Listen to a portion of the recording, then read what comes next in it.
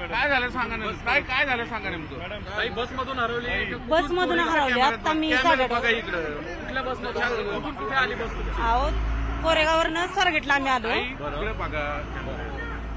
कोरेगाववरनं स्वारगेटला काय आलो. घडलं तुमचं नाव सांगा, कुठल्या डेपोचे आहात आणि काय झालं तुमचं सांगा.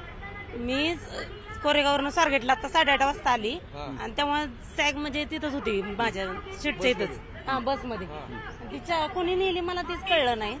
कधीची घटना आहे? आता 8:30 वाजता. बस कुठे येते? ती बस तिकडं कात्रजला गेली पाठीमाग. मी तिथनं आली मागा. चोरी झाली का गायब झाली? चोरीला गेली. हो चोरीला गेली. कंप्लेंट दिली का तुम्ही पोलिसांना? नाही ना आत्ताच मी आली परत माघारी. दुसऱ्या गाडीत आली बसून. तुमचं नाव काय? सुप्रिया फाळके. काय नाव, सामान काय होतं का त्यात? सामान माझा ट्रे बॉक्स होता 30,000चा. ही घटना कुठं घडली? ह्याच चौक, इथंच आतमध्ये. ह्याच चौकात हा म्हणजे चोरी झाली. एवढे पोलीस बंदोबस्त. हो.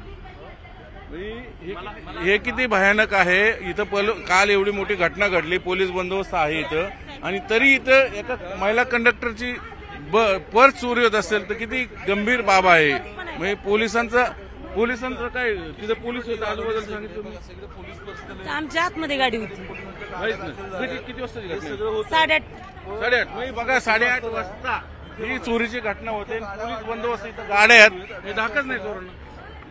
तुम्ही वाहक आहात ना? हो. ओके. कुठल्या डेपोचे तुम्ही? सुप्रिया ज्योतिराम फाळके. डेपो कुठला तुमचा? कोरेगाव.